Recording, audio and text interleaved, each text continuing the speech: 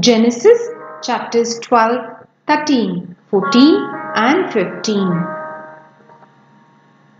The Lord had said to Abram, "Leave your native country, your relatives, and your father's family, and go to the land that I will show you. I will make you into a great nation.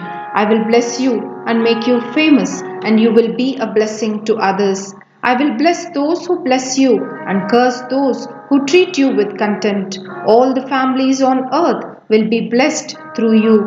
So Abram departed as the Lord had instructed, and Lot went with him. Abram was 75 years old when he left Haran. He took his wife Sarai, his nephew Lot, and all his wealth, his livestock, and all the people he had taken into his household at Haran, and headed for the land of Canaan. When they arrived in Canaan, Abram traveled through the land as far as Shechem. There he set up camp beside the oak of Moreh.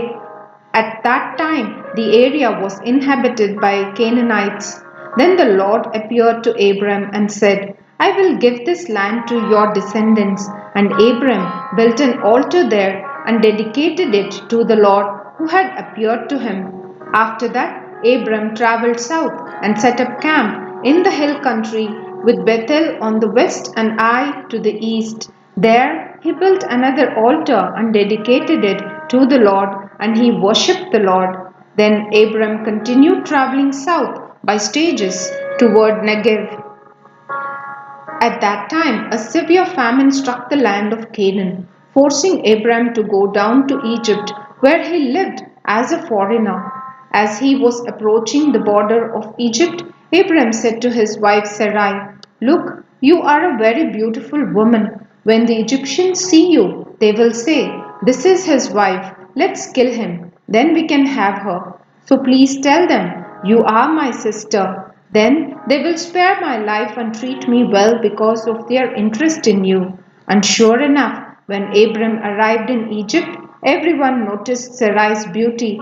When the palace officials saw her, they sang her praises to Pharaoh, their king, and Sarai was taken into his palace. Then Pharaoh gave Abram many gifts because of her: sheep, goats, cattle, male and female donkeys, male and female servants, and camels. But the Lord sent terrible plagues upon Pharaoh and his household because of Sarai, Abram's wife. So Pharaoh summoned Abram and accused him sharply. "What have you done to me?" he demanded. "Why didn't you tell me she was your wife? Why did you say she is my sister and allow me to take her as my wife? Now then, here is your wife. Take her and get out of here." Pharaoh ordered some of his men to escort them, and he sent Abram out of the country along with his wife and all his possessions. So Abram traveled and left Egypt north into the Negeb, along with his wife and Lot and all that they owed. Abram was very rich in livestock, silver and gold. From the Negeb, they continued traveling by stages toward Bethel, and they pitched their tents between Bethel and Ai, where they had camped before. This was the same place where Abram had built the altar, and there he worshipped the Lord again. Lot, who was traveling with Abram, had also become very wealthy with flocks of sheep and goats, herds of cattle, and many tents. But the land could not support both Abram and Lot with all their flocks and herds living so close together. So disputes broke out between the herdsmen of Abram and Lot. At that time, Canaanites and Perizzites were also living in the land. Finally, Abram said to Lot, "Let's not allow this conflict to come between us or our herdsmen. After all, we are close relatives. The whole countryside is open to you. Take your choice of any section of the land you want, and we will separate. If you want the land to the left, then I will take the land on the right. If you prefer the land on the right, then I'll go to the left." Lot took a long look at the fertile plains of the Jordan Valley in the direction of Zoar. The whole area was well watered everywhere, like the garden of the Lord or the beautiful land of Egypt. This was before the Lord destroyed Sodom and Gomorrah. Lot chose for himself the whole Jordan valley to the east of them. He went there with his flock and servants and parted company with his uncle Abram. So Abram settled in the land of Canaan, and Lot moved his tents to a place near Sodom and settled among the cities of the plain.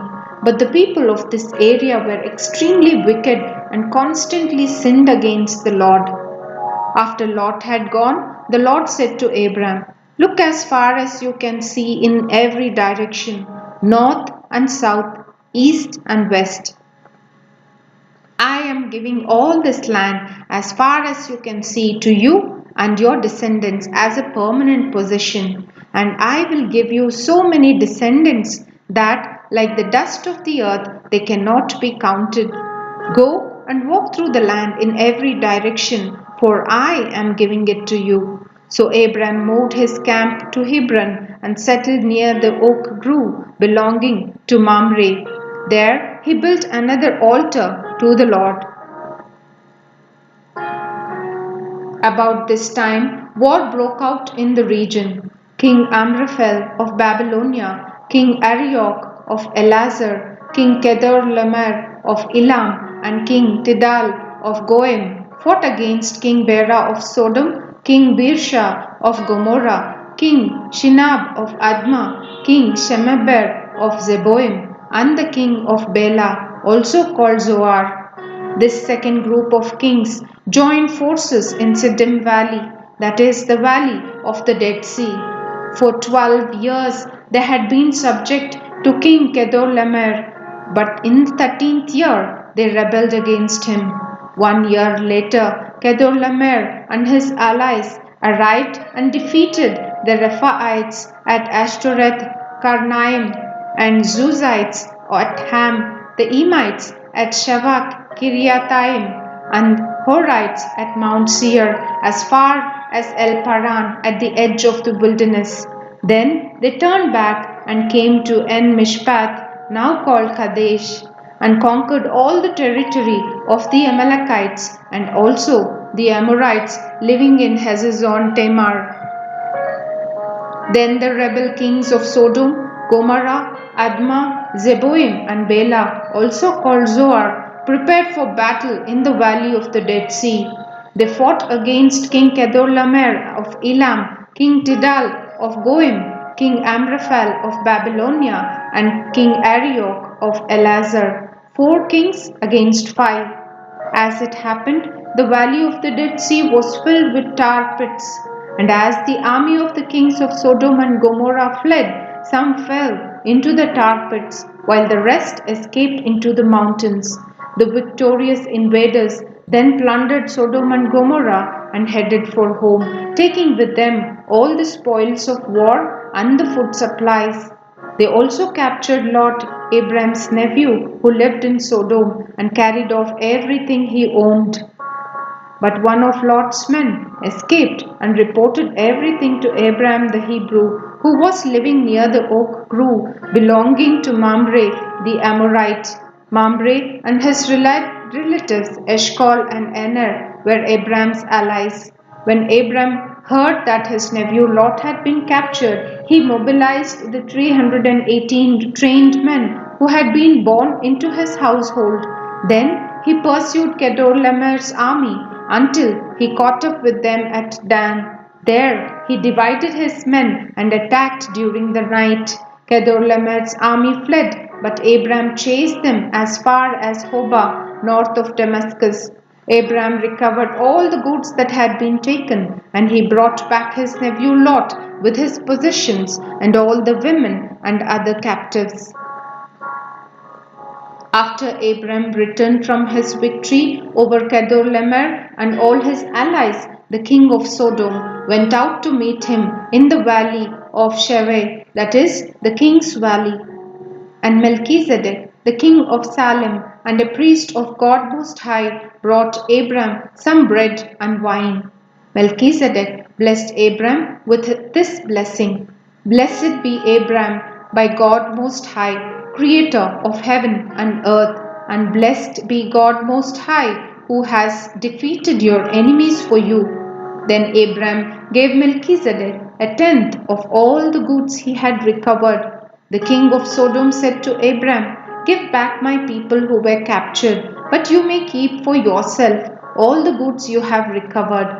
Abram replied to the king of Sodom, "I solemnly swear to the Lord, God Most High, creator of heaven and earth, that I will not take so much as a single thread or sandal thong from what belongs to you.